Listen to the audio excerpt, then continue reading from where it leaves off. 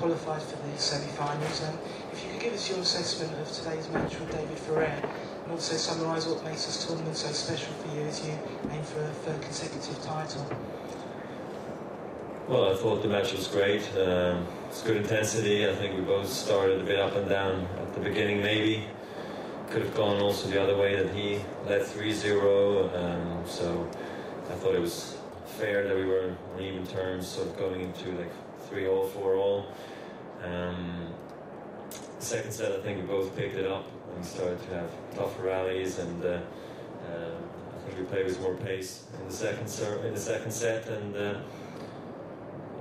again, today I think Ferrer showed why he's so tough to beat. You know, he makes him hit the extra shot, he makes it physical. You know that mentally he's not going to go anywhere, and that's why he has so much respect from his fellow competitors. So for me, this is a very special tournament in many ways. It's always been the tournament I wanted to be part of. When I started playing at the beginning of the year, since many years now, and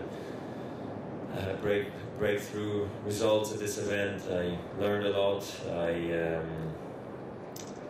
think I really taken advantage of what this tournament offers, you know, also for my sort of personality, for just how tough you have to be, because it's not a gimme that you enter this tournament every year. It's really hard work beforehand, and then you should actually enjoy it, but then comes more hard work. And I think that was a good learning process for me, and I love everywhere I've played over the years at the World Tour Finals.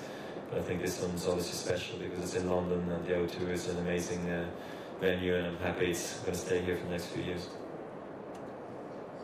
Roger, talking about the match, David said today he didn't get many first serves in, but the second serve is much better, so you're improving.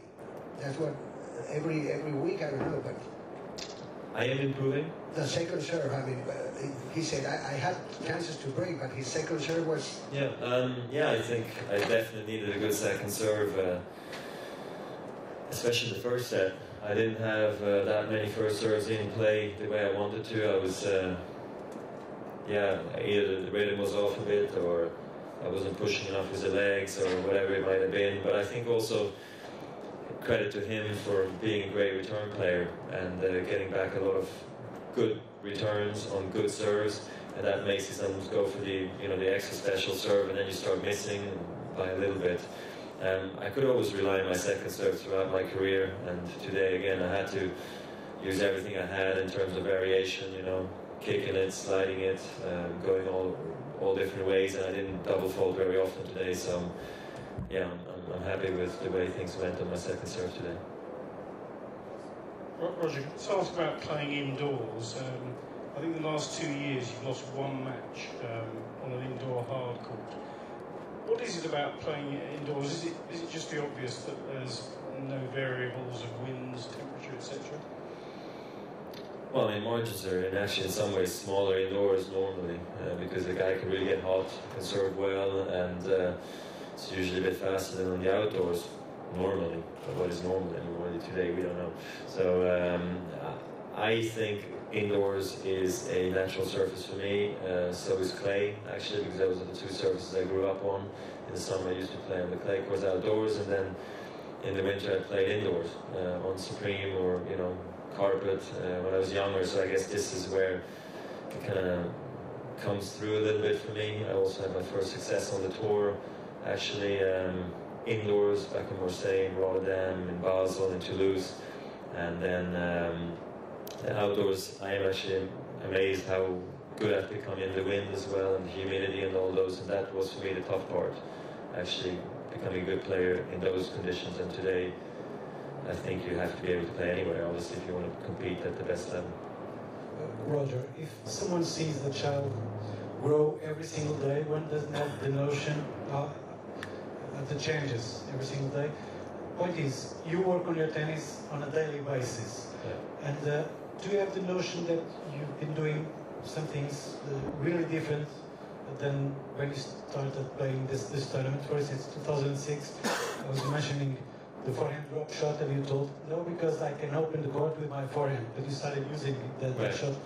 It used to be more of a purist on the serve, going for the lines, but now you're serving a little bit more to the body. What kind of changes can you tell us that you realize you've been doing? Yeah, I mean, they're minor, like you mentioned, but those minor changes can make a big difference, you know, and how much risk do you play with, or how do you use your game with most effect. Then of course you also have to adjust to what your opponent gives you. Different types of players give you different types of problems really out there, but I think first and foremost you have to focus on your own game, like you mentioned. What can you improve? Can you improve the drop shot, the serve, the forehand? But I think for me it was first up at the very beginning was my fitness, then the mental part followed, and then you can work really on the real problems, which then could be technical, or you know, it just could be the consistency. And I think at the very top it's especially important to be consistently good every day, every shot you hit, that the focus is there and not that you go in and out of your focus. And I think that's been something I've become very good at over the years.